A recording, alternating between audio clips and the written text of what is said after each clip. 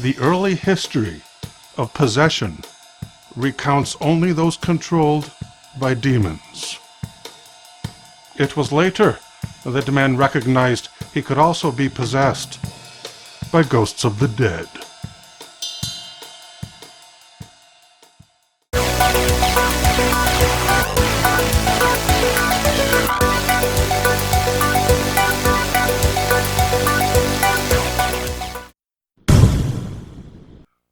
During the reign of the Roman Emperor Vespasian, the cases of possession included his son.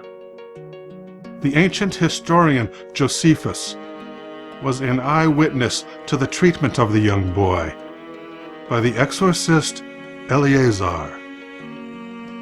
In preparation, Eleazar first washed his hands in a basin. Then he plunged a medicinal root into hot coals, removing it when it started to smoke. Eleazar commanded the devil to leave the boy and waved the smoking root under his nostrils. When the young man inhaled, the devil flew out of him. Although the demon was invisible, it knocked over the wash basin, spilling water at the boy's feet. Knowledge of the Dybbuk has come down to our time from Jews in Eastern European countries.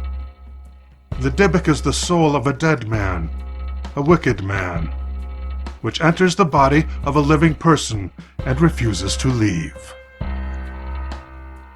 In the 20th century, in a small town in Poland, a rabbi married his daughter to a student of the Torah. The newlywed wife wondered how they would eat if her husband spent all his time studying. The husband said he could not do business and throw his Torah to the sea. The wife suggested they use the gold of her dowry to buy a store. She volunteered to run it all day long, except for 2 hours when her husband would mind the store. The rest of the day he could study. To this he agreed. Throughout the summer months, the woman kept to the schedule. Then 2 hours turned into 4, and then into 6, and 8, and more. By the following year, the man was fully engaged in business, with no time to open a book. On their first anniversary, the wife suffered choking fits and could no longer speak. They traveled to the nearest city in search of an exorcist, and they found Rabbi Mendel. Mendel diagnosed the wife was possessed by a Dybbuk. He questioned the spirit inhabiting her form. "Who are you?" It said it was a merchant, a man who traveled to Africa by sea. He claimed he was corrupted by business partners, and among his many transgressions, he included murder.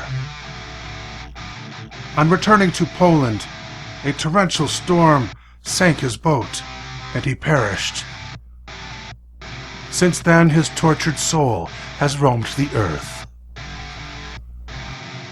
The rabbi then asked, "Why have you invaded this woman?"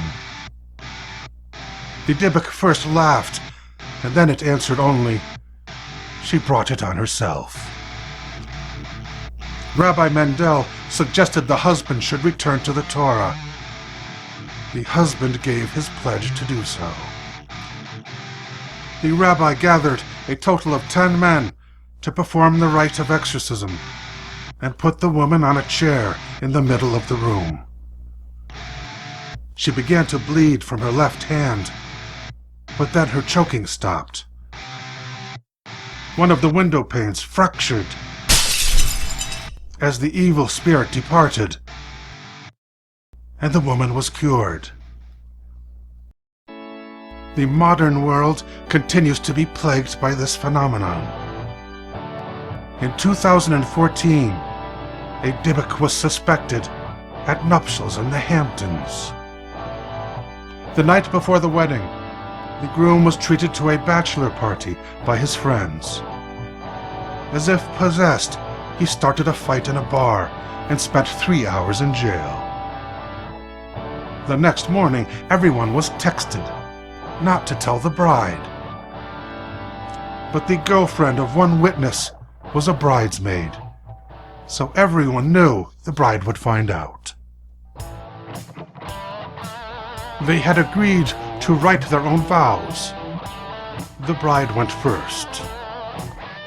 The groom never wrote anything down, so he said, "You were there when I was a jerk. You were there when I was sick. And when I got arrested the night before our wedding." The bride stared at him in disbelief. She had no idea.